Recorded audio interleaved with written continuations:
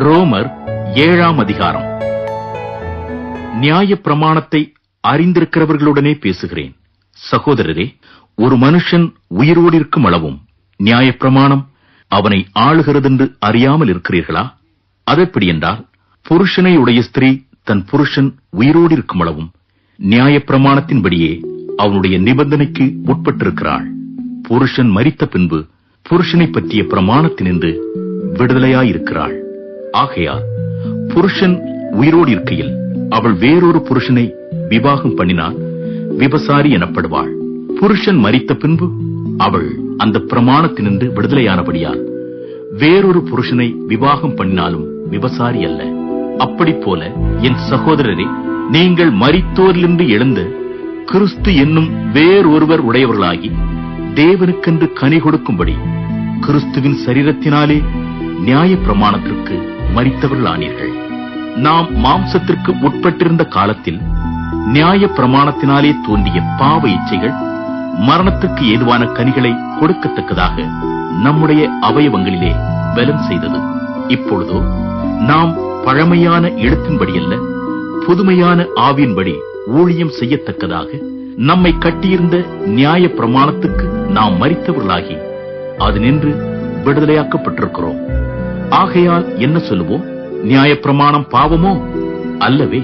பாவம் என்னதென்று நியாய பிரமாணத்தினால் நான் அறிந்தேனே என்று மற்றபடி அறியவில்லை. இச்சையாதிருப்பாயாக என்று நியாய பிரமாணம் சொல்லாதிருந்தால் இச்சை பாவம் என்று நான் அறியாமல் இருப்பேனே. பாவமானது கற்பனையினாலே சமயம் பெற்று சகலவித இச்சைகளையும் என்னில் நடப்பித்தது. நியாய பிரமாணம் இல்லாவிட்டால் பாவம் செத்ததாயிருக்குமே. முன்னே நியாய பிரமாணம் இல்லாதவனாய் இருந்தபோது நான் ஜீவனுள்ளவனாயிருந்தேன். கற்பனை வந்தபோது பாவம் உயிர் கொண்டது, நான் மரித்தவனானேன். இப்படி இருக்க ஜீவனுக்கேதுவான கற்பனையே எனக்கு மரணத்துக்கு ஏதுவாயிருக்க கண்டேன். பாவமானது கற்பனையினாலே சமயம் பெற்று என்னை வஞ்சித்து அதனாலே என்னை கொண்டது. ஆகையால் நியாய பிரமாணம் பரிசுத்தமுள்ளதுதான்.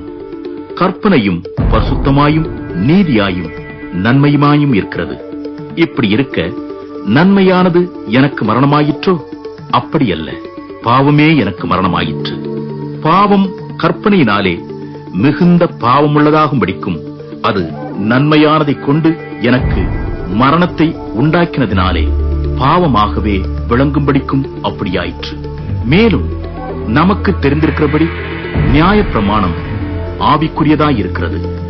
நானோ பாவத்துக்கு கீழாக விற்கப்பட்டு மாம்சத்துக்குரியவனாயிருக்கிறேன். எப்படியெனில், நான் செய்கிறது எனக்கே சம்மதியில்லை.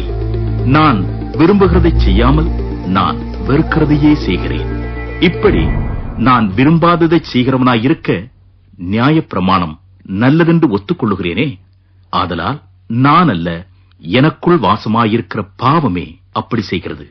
அதெப்படியெனில், என்னிடத்தில், அதாவது என் மாம்சத்தில் நன்மை வாசமாயிருக்கிறதில்லை என்று நான் அறிந்திருக்கிறேன். நன்மை செய்ய வேண்டும் என்கிற விருப்பம் என்னிடத்தில் இருக்கிறது, நன்மை செய்வதோ என்னிடத்தில் இல்லை. ஆதலால் நான் விரும்புகிற நன்மையை செய்யாமல் விரும்பாத தீமையே செய்கிறேன். அந்தப்படி நான் விரும்பாததை நான் செய்தால் நான் அல்ல, எனக்குள்ளே வாசமாயிருக்கிற பாவமே அப்படி செய்கிறது.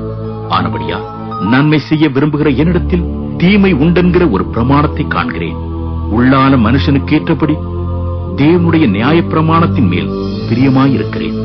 ஆகிலும் என் மனதின் பிரமாணத்துக்கு விரோதமாய் போராடுகிற வேறொரு பிரமாணத்தை என் அவயவங்களில் இருக்க காண்கிறேன். அது என் அவயவங்களில் உண்டாயிருக்கிற பாவ பிரமாணத்துக்கு என்னை சிறையாக்கிக் கொள்ளுகிறது. நிர்பந்தமான மனுஷன் நான். இந்த மரண சரீரத்தினின்று யார் என்னை விடுதலையாக்குவார்? நம்முடைய கர்த்தராகிய இயேசு கிறிஸ்து மூலமாய் தேவனை ஸ்தோத்திரிக்கிறேன். ஆதலால் நானே என் மனதினாலே தேவனுடைய நியாய பிரமாணத்திற்கும் மாம்சத்தினாலேயோ பாவ பிரமாணத்துக்கும் ஊழியம் செய்கிறேன். தொடர்ந்து இது போன்ற இறை வார்த்தைகளை கேட்பதற்கு நம் ஜீசஸ் லீட் சேனலை சப்ஸ்கிரைப் செய்ய மறக்காதீர்கள். கர்த்தர் உங்களை ஆசீர்வதிப்பாராக. ஆமென்.